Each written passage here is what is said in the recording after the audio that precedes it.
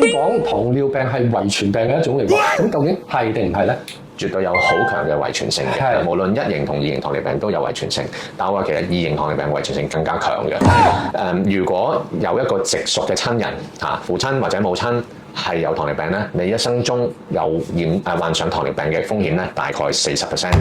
但係如果兩位都有，兩位近親，無論係父母親或者可能個直屬嘅兄弟姐妹有咧，我會話你個風險會上升到70%。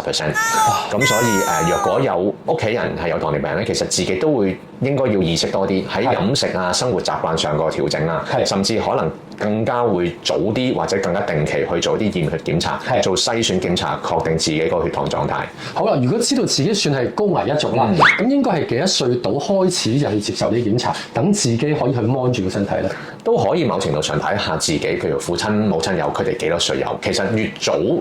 出現糖尿病咧，就代表身體有啲嘅體質或者一啲嘅傾向性咧，係越早出現啲代謝紊亂嘅。我哋都真係發覺，我哋呢一代人比起上一代人咧，係早咗10幾20年咧出現糖尿病。係咪因為而家食嘅嘢物質豐富咗咧？絕對係啦，呢個第一樣嘢，絕對好多加工食品、超加工食品，